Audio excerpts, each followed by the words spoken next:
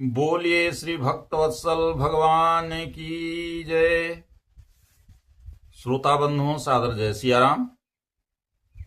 आप सभी लोग सकुशल होंगे, मैं ईश्वर से प्रार्थना करता हूं। आप सभी लोग हमारे चैनल को देख रहे हैं, हमें बहुत खुशी और बहुत आप लोगों का प्यार मिल रहा है। आइए हम आप लोगों के समक्ष जो भगवान के 12 प्रधान भक्त हैं, उनमें से 9वें नंबर पर हैं श्री भीष्म पितामह जी। इन्हीं का चरित्र, जीवन चरित्र के बारे में चर्चा आप लोगों के समक्ष करने का प्रयास कर रहा हूं। इन भक्तों की चर्चा करने का हम में क्या समर्थ है, लेकिन प्रयास कर रहा हूं। जैसे कि कोई चींटी समुद्र का थाह लगाने के लिए चले, ठीक उसी प्रकार का है। पर एक ही विश्वास है कि भगवान के भक्त बहुत ही दयालु होते हैं, हमारे ऊपर जरूर और आपके ऊपर जरूर कृपा प्रदान करेंगे, बनाए रखेंगे। इसी उद्देश्य से हम भगवान के प्रिय भक्तों का चरित्र, जीवनी उनका आप लोगों के समक्ष कुछ सुनाने का प्रयास कर रहा हूं। वीडियो बहुत लंबा हो जाने के भय से हम बहुत ही संक्षिप्त में ही उनका चरित्र का गायन करने का प्रयास कर रहा हूं। आइए, जय सिया राम। श्री भीष्म पितामह जी ने महाभारत आदि पर्व के अध्याय 103 के श्लोक संख्या 15 पर अपना सत्य का प्रमाण देते हैं। कहते हैं, परित्यज्येयं त्रिलोक्यं राज्यं देवेषु वा पुनः यद्वापधीकमेताभ्यां न तु सत्यं कथंचन। भीष्म जी माता सत्यवती से कहती हैं,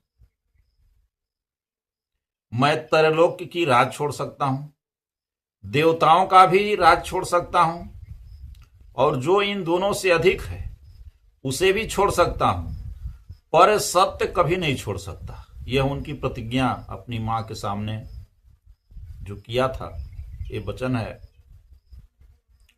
संत शिरोमणि पितामह भीष्म महाराज शांतनु के औरस पुत्र थे और गंगा देवी के गर्भ से उत्पन्न हुए थे। वशिष्ठ ऋषि के श्राप से 8 वसुओं ने मनुष्य योनि में अवतार लिया था, जिनसे 7 को तो गंगा जी ने जन्म देते ही जल में के प्रवाह में बहाकर श्राप से मुक्त कर दिया। परंतु धौ नामक वसु के अंशा अवतार भीष्म को राजा शांतनु ने रख लिया। गंगा देवी पुत्र को उसके पिता के पास छोड़कर चली गई। यह शर्त था उनका। बालक का नाम देवव्रत रखा गया। दासराज के द्वारा पालित सत्यवती पर मोहित हुए धर्मशील राजा शांतनु को विषाद युग देखकर युक्ति से देवव्रत ने मंत्रियों के द्वारा पिता के दुख का कारण जान लिया और पिता की प्रसन्नता के लिए सत्यवती के धर्म पिता दासराज के पास जाकर उसकी इच्छानुसार राज सिंहासन पर न बैठने और आजीवन ब्रह्मचर्य पालने की कठिन प्रतिज्ञा करके पिता का सत्यवती के साथ विवाह करवा दिया। पितृभक्ति से प्रेरित होकर देवव्रत ने अपना जन्मसिद्ध राज्याधिकार छोड़कर सदा के लिए स्त्री सुख का भी परित्याग कर दिया। इसलिए देवताओं ने प्रसन्न होकर कामिनी कांचन का सर्वथा परित्याग कर देने वाले देवव्रत पर पुष्प वृष्टि करते हुए उनका नाम भीष्म रखा। पुत्र का ऐसा त्याग देखकर राजा शांतनु ने भीष्म को वरदान दिया कि बेटा, तू जब तक जीना चाहेगा तब तक मृत्यु तेरा बाल बांका न कर सकेगी। तेरी इच्छा मृत्यु होगी। निष्काम पितृभक्त और आजीवन अस्खलित ब्रह्मचारी के लिए ऐसा होना कौन बड़ी बात है। कहना न होगा कि भीष्म ने आजीवन अपनी इस भीष्म प्रतिज्ञा का पालन किया।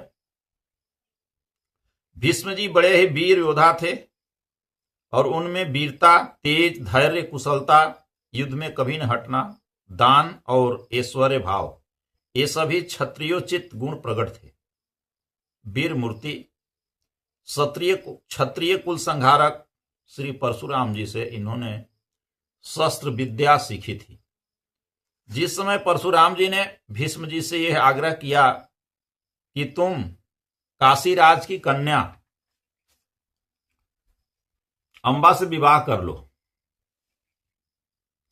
उस समय भीष्म जी ने ऐसा करने से बिल्कुल इनकार कर दिया और बड़ी नम्रता से गुरु का सम्मान करते हुए अपनी स्वाभाविक शूरता और तेज से भरे शब्दों में कहा, भय, दया, धन के लोभ और कामना से मैं कभी छात्र धर्म का त्याग नहीं कर सकता। यह मेरा सदा का व्रत है।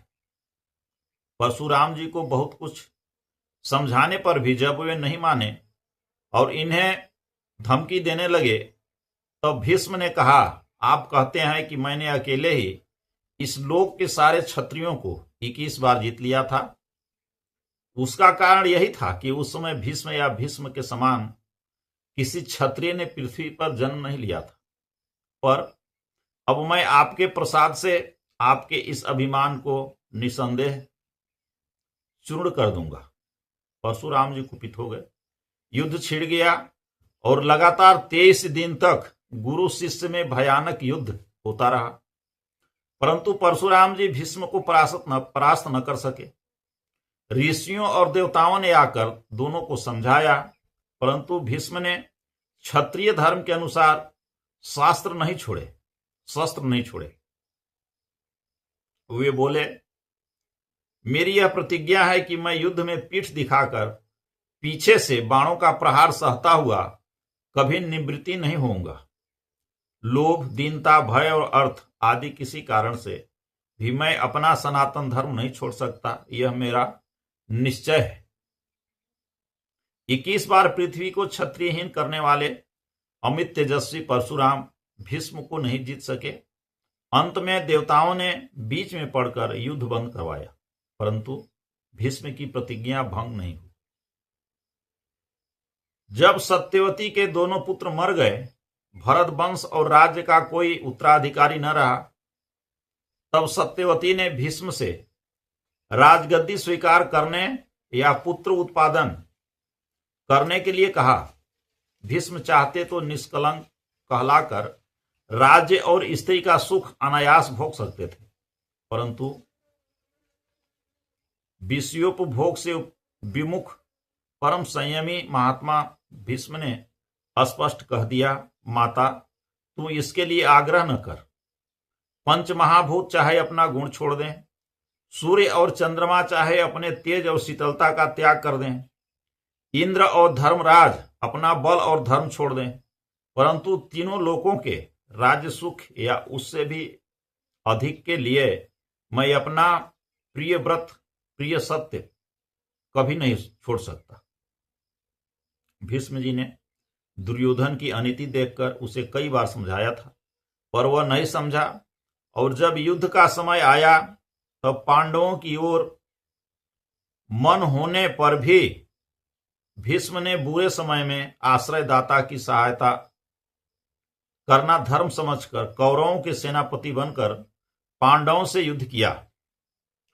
वृद्ध होने पर भी उन्होंने 10 दिन तक तरुण योद्धा की तरह लड़कर रणभूमि में अनेक बड़े बड़े वीरों को सदा के लिए सुला दिया और अनेकों को घायल किया।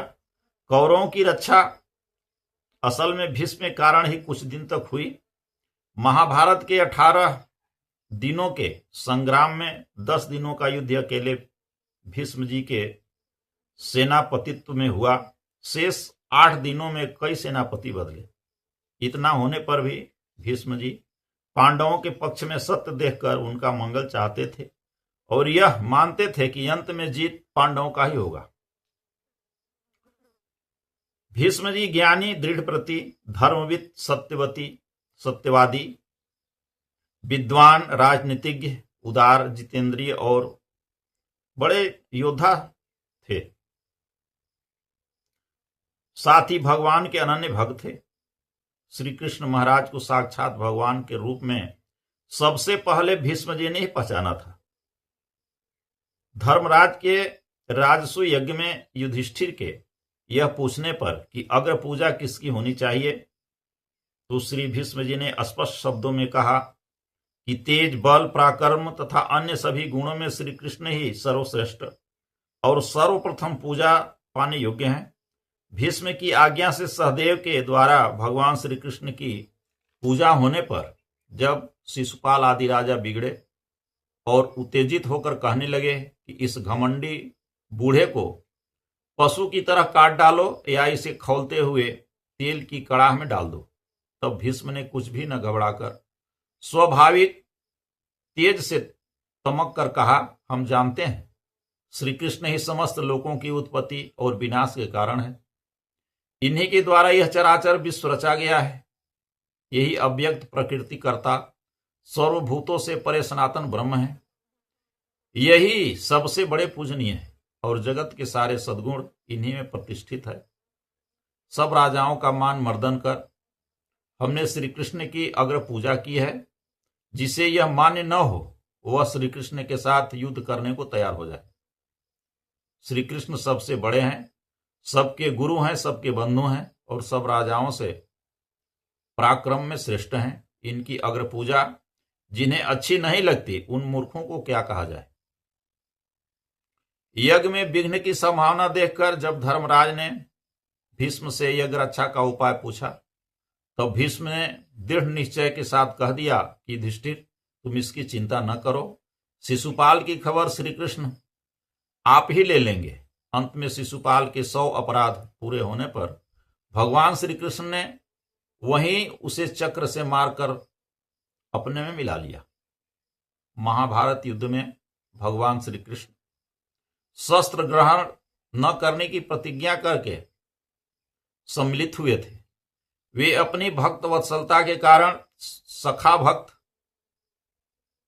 अर्जुन का रथ हाँकने का काम कर रहे थे। एक बार भीष्म ने दुर्योधन के कहने सुनने पर 5 पांडवों को 5 बाणों से मारने की प्रतिज्ञा की।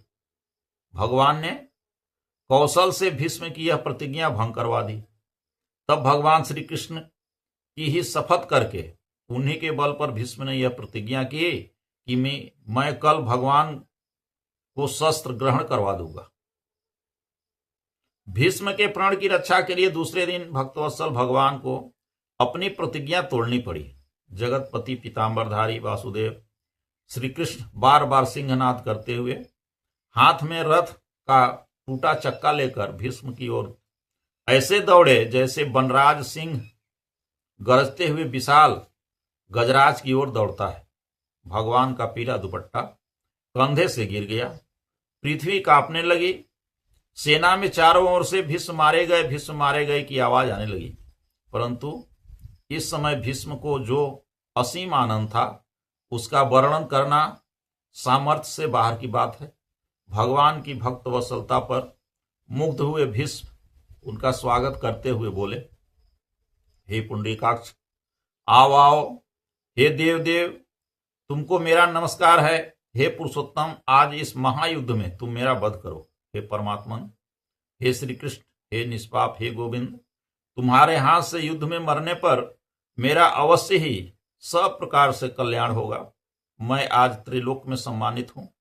हे पाप रहित, मुझ पर तुम युद्ध में इच्छानुसार प्रहार करो, मैं तुम्हारा दास हूं। अर्जुन ने पीछे से दौड़कर भगवान के पैर पकड़ लिए और उन्हें बड़ी मुश्किल से लौटाया।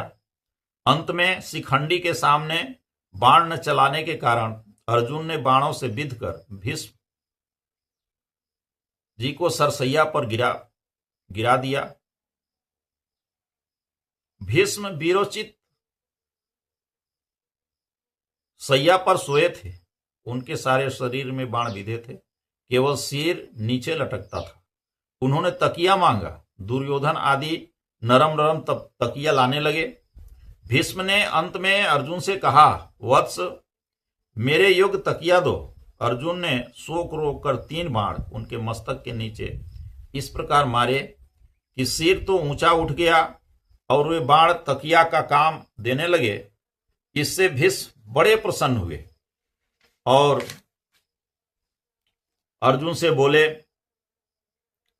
महाभारत के भीष्म पर्व में 120वें अध्याय के श्लोक संख्या 48-49 पर अर्जुन पर प्रसन्न होकर कहते हैं, शयनसारूपम में पांडवोपहितम त्वया अद्यन्यथा प्रपद्योथा सपेय त्वामहं रुषा। एवमेव महाबाहो धर्मेषु परितिष्ठिता स्वप्तव्यम क्षत्रिय राजो सरतल्प गतेन वै। अर्थात इसका अर्थ है, भीष्म जी कहते हैं, हे पुत्र अर्जुन, तुमने मेरे रणसैया की योग्य ही तकिया देकर मुझे प्रसन्न कर दिया। यदि तुम मेरी बात न समझकर दूसरी तकिया देते तो मैं नाराज होकर तुम्हें श्राप दे देता। छात्र धर्म में दृढ़ होने वाले क्षत्रियों को रणांग रण में प्राण त्याग करने के लिए इसी प्रकार का बाण सैया पर सोना चाहिए। भीष्म जी सरसैया पर बाणों से घायल पड़े थे। यह देखकर अनेक कुशल शस्त्र वैद्य बुलाए गए कि वे बाण निकालकर मरहम पट्टी करके घाव को ठीक करें, पर अपने इष्टदेव भगवान श्री कृष्ण को सामने देखते हुए मृत्यु की प्रतीक्षा में वीर सैया पर शांति से सोए हुए भीष्म ने कुछ भी इलाज न कराकर वैद्यों को सम्मानपूर्वक लौटा दिया। धन्य वीरता और धन्य उनकी धीरता। 8 दिन के बाद युद्ध समाप्त हो गया। धर्मराज का राज्याभिषेक हुआ। एक दिन युधिष्ठिर भगवान श्री कृष्ण के पास गए और दोनों हाथ जोड़कर पलंग के पास खड़े हो गए। प्रणाम करके मुस्कुराते हुए युधिष्ठिर ने भगवान से कुशल क्षेम पूछी, परंतु उनके प्रश्न का कोई उत्तर नहीं मिला। भगवान को इतना ध्यान मग्न देखकर धर्मराज बोले, प्रभु, आप किसका ध्यान करते हैं, मुझे बतलाइए, मैं आपके शरण में हूं। भगवान ने उत्तर दिया, धर्मराज, सरसैया पर सोते हुए भीष्म जी मेरा ध्यान कर रहे थे। उन्होंने मुझे स्मरण किया था, इसलिए मैं भी भीष्म का ध्यान कर रहा था। भाई, इस समय मैं मन के द्वारा भीष्म के पास चला गया था। फिर भगवान ने कहा, युधिष्ठिर, वेद और धर्म के सर्वोपरि ज्ञाता, नैष्टिक ब्रह्मचारी, महान अनुभवी कुरुकुल सूर्य पितामह के अस्त होते ही जगत का ज्ञान सूर्य का निस्तेज हो जाएगा। अतएव वहां चलकर कुछ उपदेश ग्रहण करना हो तो कर लो। युधिष्ठिर श्री कृष्ण महाराज को साथ लेकर भीष्म के पास गए। बड़े बड़े ब्रह्मवेता ऋषि मुनि वहां उपस्थित थे।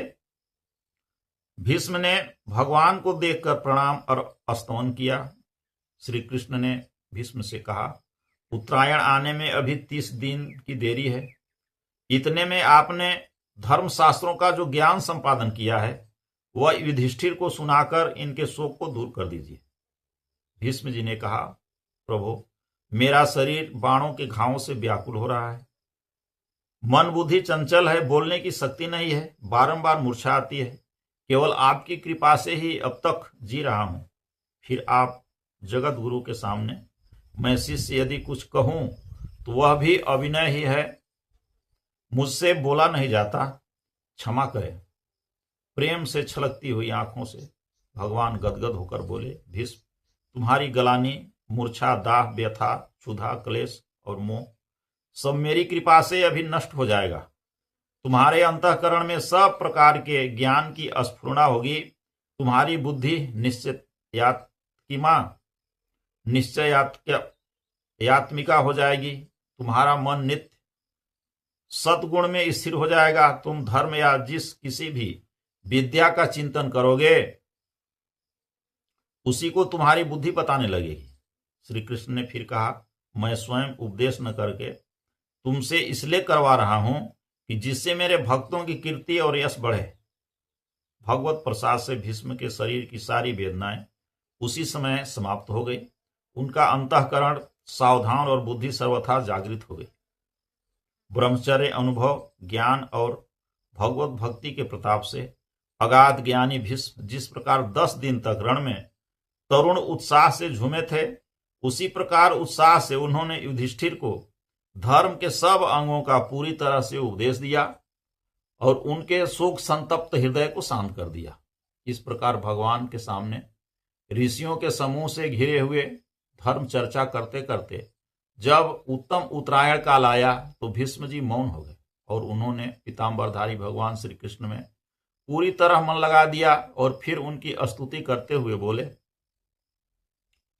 मैं इस समय उन यादव पुंगव एवं सर्वश्रेष्ठ भगवान श्री कृष्ण में कामना रहित बुद्धि अर्पित कर दी, जिन आनंदमय ब्रह्म से प्रकृति का संयोग होने पर यह संसार चलता है। त्रिभुवन सुंदर एवं तमाल वृक्ष के समान श्याम शरीर और सूर्य किरणों के से गौरव वर्ण सुंदर वस्त्र को धारण किए और अलकावली से आवृत सुशोभित मुख कमल वाले अर्जुन के मित्र श्री कृष्ण में मेरी निष्काम भक्ति हो। युद्ध में घोड़ों की रज पड़ने से धूम्रवर्ण एवं चंचल अलकावली और श्रम जनित प्रस्वेद बिंदुओं से अलंकृत जिनका मुख है और मेरे तीक्ष्ण बाणों से कवच कट जाने पर जिनकी त्वचा भिन्न हो रही थी, ऐसे भगवान श्री कृष्ण में मेरा मन रमण करे। सखा के कहने पर शीघ्र ही अपनी पराई दोनों सेनाओं के बीच में रथ स्थापित करके शत्रु पक्ष की सेना के वीरों की आयु उनकी ओर देखकर ही जिन्होंने हर ली, उन अर्जुन के मित्र श्री कृष्ण में मेरा मन रमे। सम्मुख स्थित शत्रु सेना में आगे स्वजनों को मरने मारने पर उद्यत देखकर जब अर्जुन स्वजन वध को दोष समझकर धनुष बाण त्याग कर स्वजन वध से निवृत्त हो गए, तब उन्होंने आत्मज्ञान का उपदेश करके अर्जुन की कुबुद्धि को हर लिया। उन परमेश्वर श्री कृष्ण के चरण कमलों में मेरी रति हो। युद्ध में मैं शस्त्र नहीं ग्रहण करूंगा। अपनी इस प्रतिज्ञा को त्याग कर मैं श्री कृष्ण को शस्त्र ग्रहण करा दूंगा। मेरी इस प्रतिज्ञा को सत करने के लिए रथ से कूदकर रथ का चक्का हाथ में लेकर जो मुझे मारने को इस तरह वेग से दौड़े जैसे हाथी के मारने को सिंह दौड़ता है, तब पृथ्वी उनके प्रतिपद में कांपने लगी और कंधे से दुपट्टा गिर गया। वैसी शोभा को प्राप्त हुए उन भगवान श्री कृष्ण की मैं शरण में हूं। मेरे पहने बाणों के प्रहार से कवच टूट गया और श्याम सुंदर का शरीर रुधिर से लाल हो गया। तब जो मुझ सशस्त्र को मारने के लिए वेग से दौड़े वे भक्त वत्सल भगवान मेरी गति हो। अर्जुन के रथ पर स्थित होकर एक हाथ में चाबुक उठाए और एक हाथ में घोड़े की लगाम पकड़े जो शोभायुक्त श्री कृष्ण भगवान दर्शनीय हैं, उनमें मुझ मरने वाली की रति हो। जिस छवि को देखकर महाभारत युद्ध में मरे हुए सब सूरवीर सारुज की मुक्ति को प्राप्त हुए, अपनी ललित गति, विलास, मनोहर हास, प्रेममय निरीक्षण आदि से गोपियों के मान करने पर जब श्री कृष्ण की अंतर्हित हो गए, तब विरह से व्याकुल गोपियां भी जिनकी लीला का अनुकरण करके तन्मय हो गई, ऐसे भक्ति से प्राप्त होने वाले श्री कृष्ण में मेरी दृढ़ भक्ति हो। युधिष्ठिर के राजसु यज्ञ में अनेक ऋषि मुनि और महिपालों से सुशोभित सभा भवन के बीच जिनका प्रथम पूजा हुआ, वही सर्वश्रेष्ठ जगत पूज्य पर ब्रह्म इस समय मेरे नेत्र के सामने है। अहोभाग, मैं कृतार्थ हो गया।